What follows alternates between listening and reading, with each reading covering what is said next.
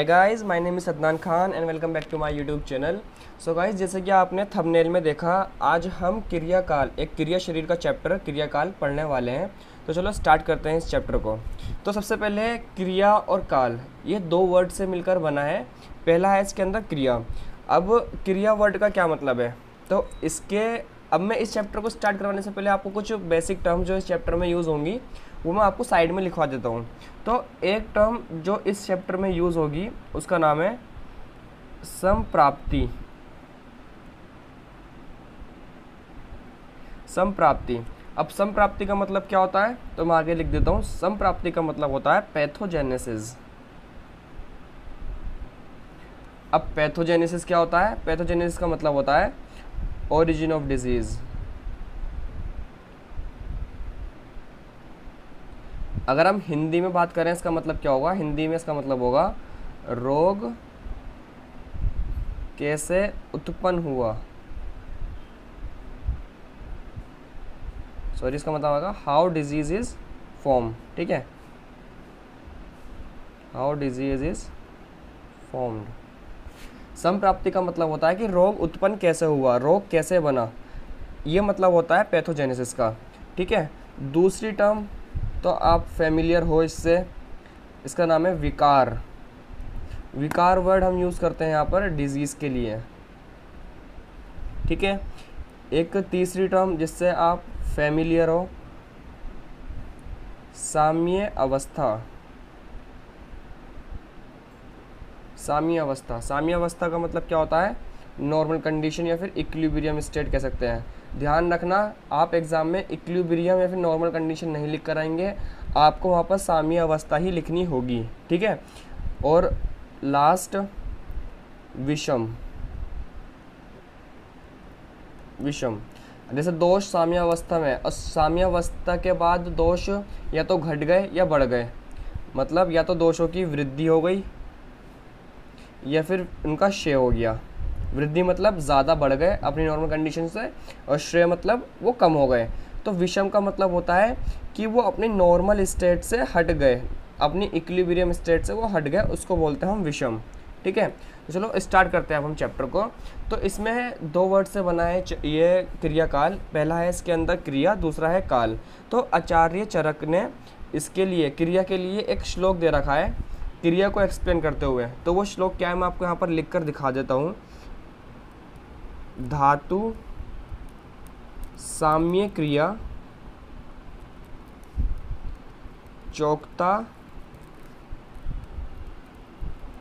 तंत्र स्यास्य प्रयोजनम।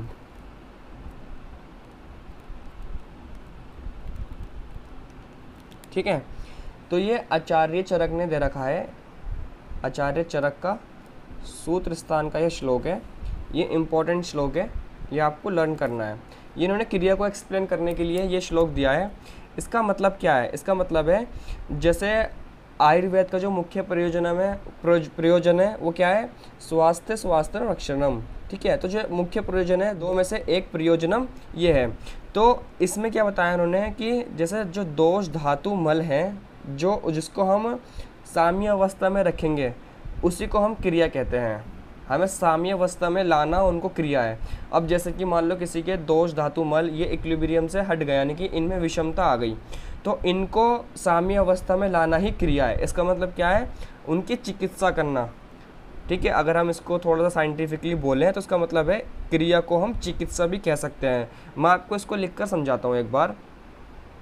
मेन तो देखो, जैसे ये हो गया ना कि हमें धातुओं को साम्य अवस्था में लाना है। ठीक है, तो मैं यहाँ लिख देता हूँ एक बार। दोष धातु एवं मलों को विभिन्न प्रकार की औषध, औषध का मतलब क्या होता है यहाँ पर? मेडिसिन। विभिन्न प्रकार की औषध, आहार एवं विहार से साम्य अवस्था में लाना ही क्रिया है। जो दोष धातु व मल विषम हो गए, ठीक है, मैं यहाँ लिख देता हूँ पहले, विषम हुए दोष धातु एवं मलों को विभिन्न प्रकार की औषध आहार एवं विहार से साम्यावस्था में लाना ही क्रिया है। इसका मतलब क्या है, यहाँ पर हम दोष धातु एवं मल का ट्रीटमेंट कर रहे हैं, इसलिए क्रिया को चिकित्सा भी कहा जाता है। ठीक है, एक टर्म क्लियर हुई ना, क्रिया। अब दूसरी टर्म इसके अंदर आती है काल। तो काल का मतलब होता है अवसर, ये हमें उस चिकित्सा करने का अवसर मिला, तो इसलिए इन दोनों को मिलाकर हम बोल देते हैं चिकित्सा का अवसर को क्रिया काल कहा जाता है। मैं यहाँ लिख देता हूँ, काल का रिलेशन करते हैं हम अवसर से। ठीक है, हम इन दोनों को मिलाकर लिखें तो इसका मतलब आता है यहाँ पर चिकित्सा का अवसर, चिकित्सा का अवसर। समझ में आया आपको? क्रिया काल का जो मतलब बेसिक इंट्रोडक्शन है वो यहाँ पर ख़त्म होता है। मैं आपको दोबारा से इसको एक्सप्लेन करता हूँ। आचार्य चरक ने सूत्र स्थान में एक श्लोक लिखा है, ये इंपॉर्टेंट श्लोक है, आपको याद करना है। धातु साम्य क्रिया चोक्ता तंत्र स्यस्य प्रयोजनम।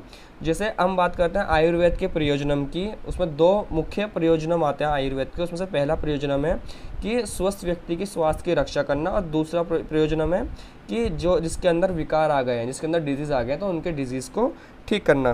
तो ये दो प्रयोजनम आते हैं आयुर्वेद में। तो इसमें यह बताया गया है क्रिया का मतलब जो दोष धातु और मल विषम हो गए हैं, उन विषम हुए दोषों को या फिर धातु को या फिर मल को औषध द्वारा में, या तो मेडिसिन द्वारा, या फिर आहार मतलब खाना वाना, या फिर विहार मतलब लाइफ स्टाइल उसकी थोड़ी बहुत चेंज कर इन्वायरमेंट से बताकर, एक्सरसाइज वगैरह बताकर उसको दोष धातु मलों को साम्य अवस्था में लाना ही क्रिया है। और इसको हम चिकित्सा भी बोल सकते हैं, क्योंकि हम चिकित्सा कर रहे हैं इसकी। तो क्रिया का मतलब हो गया चिकित्सा, और काल का मतलब हो गया अवसर। उस चिकित्सा को करने का हमें अवसर मिला, तो इन दोनों को मिला के बोल दिया हमने चिकित्सा का अवसर। ठीक है, यहाँ पे आपको कोई कन्फ्यूजन नहीं होनी चाहिए। चलो अब हम इसमें आगे बढ़ते हैं। एक छोटा सा श्लोक आता है इसके अंदर, यहाँ पर लिख देता हूँ मैं, आप याद कर लेना। रोगस्तु दोष वैषम्यम, इसका मतलब क्या है? तो इसका मतलब है, इसका आधार्थ है दोषों की विषमता। विषमता देखो बार बार टर्म आ रही है, विषमता मतलब दोष या तो घट गए या बढ़ गए ही रोग कहलाती है। डिजीज किसको बोल सकते हैं हम आयुर्वेद में? रोगस्तु दोष वैषम्यम, दोषों की विषमता ही रोग कहलाती है। ये बात आपको लर्न करनी है। ठीक है, अब इसके आगे आचार्य सुश्रुत ने भी एक श्लोक दे रखा है, लेकिन उसका मीनिंग लिखता हूँ यहाँ पर मैं। उसका मीनिंग इंपॉर्टेंट है, वो श्लोक आपके लिए इतना इंपॉर्टेंट नहीं है। तो उस श्लोक में आचार्य सुश्रुत ने कहा है कि जैसे कोई दोष बढ़ गए हैं तो हमें क्या करना है, दोष जैसे कोई बढ़ गया तो बढ़ने को क्या बोलते हैं? प्रकोप। जैसे दोषों का प्रकोप हो गया है, उसको हमें शांत करना है, और शांत हमें इस तरीके से करना है कि और कोई व्याधि उत्पन्न न हो जाए। और व्याधि का मतलब भी डिजीज़ ही होता है। यहाँ पर मैं फिफ्थ टर्म लिख देता हूँ, व्याधि या विकार या फिर व्याधि। व्याधि का मतलब भी डिजीज़ होता है, मतलब और कोई व्याधि उत्पन्न ना हो जाए उसको हम क्रिया कहेंगे। अच्छा, ये तो आचार्य चरक के अनुसार हो गया ना, ये हो गया आचार्य चरक के अनुसार। अब मैं आचार्य सुश्रुत के अनुसार अगर कहूँ तो उन्होंने कहा है बढ़े हुए दोषों का शमन। शमन मतलब होता है शांत। बढ़े हुए दोषों का शमन करें तथा अन्य व्याधि को उत्पन्न ना करें। ठीक है, वही क्रिया कहलाती है।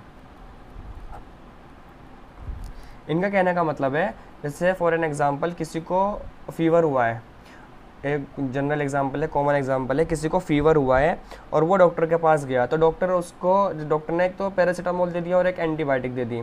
तो एंटीबायोटिक से कभी कभी क्या होता है कि पेट में दर्द होने लगता है, कॉन्स्टिपेशन वगैरह के चांस होते हैं।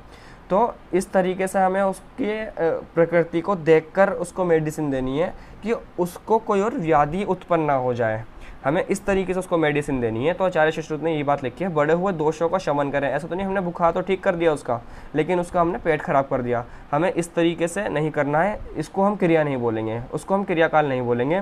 क्रियाकाल का मतलब यही है, जो उसको डिजीज़ हुई है, व्याधि हुई है, सिर्फ हमें उसको ही शांत करना है, उसको हम क्रियाकाल बोलते हैं। ठीक है, अब क्रियाकाल के भेद, क्रियाकाल के भेद कौन कौन से हैं?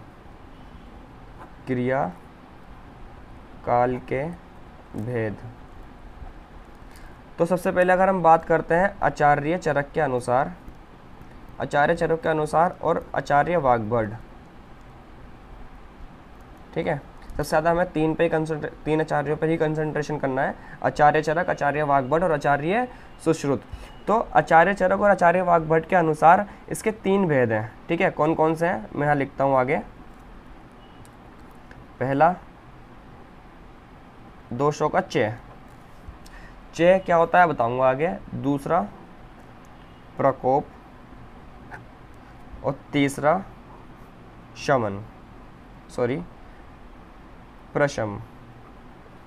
अब चय का मतलब क्या होता है? तो चय का मतलब होता है यहाँ पर स्टार्टिंग पॉइंट, बिल्कुल स्टार्ट हुए हैं दोष बढ़ने, दोष अपनी जगह सिर्फ और सिर्फ बढ़ने स्टार्ट हुए हैं। प्रकोप मतलब बहुत ज़्यादा बढ़ चुके हैं, इंक्रीज हो गए हैं, बहुत ज़्यादा फैल गए हैं या फिर बढ़ गए हैं।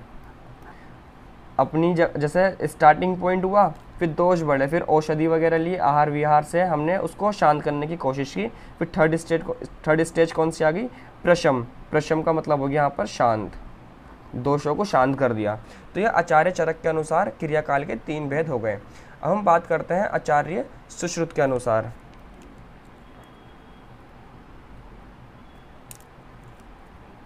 आचार्य सुश्रुत के अनुसार इसके 6 भेद हैं।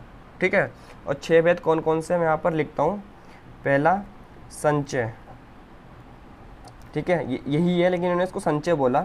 दूसरा, प्रकोप। तीसरा, प्रसर। चौथा, स्थान संश्रय। पांचवा,